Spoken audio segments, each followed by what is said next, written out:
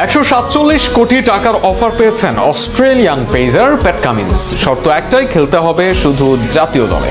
এতে করে বছরে 49 কোটি টাকা পাবেন কামিন্স। শুধু তাই নয়, এই চুক্তির বাইরেও বাড়বে বেতন, আর সাথে ম্যাচ ফি সহ অন্যান্য বোনাস তো আছেই। কামিন্সকে দীর্ঘ সময় পেতে অস্ট্রেলিয়ার এই প্রস্তাব নিয়ে আরও থাকছে প্রতিবেদন। নিজ দেশের একজন খেলোয়াড়কে এনওসি দিবেন কিনা তা নির্ধারণ করে সেই দেশের বোর্ডই।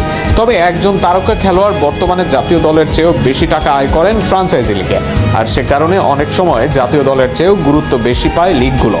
তবে এবার আইপিএল এর সেই টাকার ঝনঝনানিকে বুড়ো আঙ্গুল দেখিয়ে টাকার বস্তা অফার করা হয়েছে প্যাট কামিন্সকে।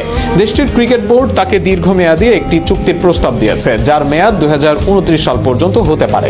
প্রস্তাবটি বাস্তবায়িত হলে 3 বছরে তার মোট আয় দাঁড়াতে পারে প্রায় $12 মিলিয়ন, যা বাংলাদেশি মুদ্রায় প্রায় 147 কোটি টাকার সমান। বছরে তার পারিশ্রমিকও বেড়ে প্রায় $4 মিলিয়ন অস্ট্রেলিয়ান ডলার বা প্রায় 49 কোটি টাকায় পৌঁছাতে পারে।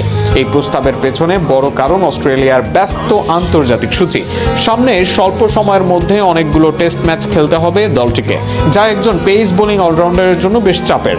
তাই বোর্ড চাইছে দলের নেতৃত্ব ও বোলিং আক্রমণের অন্যতম ভরসা কামিন্সকে স্থিতিশীলভাবে দলে ধরে রাখতে। তবে চ্যালেঞ্জও কম নয়।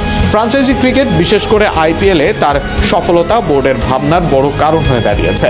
হায়দ্রাবাদের অধিনায়ক হিসেবে তিনি দারুণ ছন্দে আছেন। দলটি নিয়মিত জয়ের ধারায় থেকে শীর্ষস্থান দখল করে রেখেছে, যা তার নেতৃত্ব গুণকে আরও দৃঢ়ভাবে তুলে ধরছে। বোর্ডের আশঙ্কা, এমন পারফরমেন্স চলতে থাকলে তিনি হয়তো ফ্রাঞ্চাইজি লিগের দিকে বেশি মনোযোগী হয়ে উঠতে পারেন।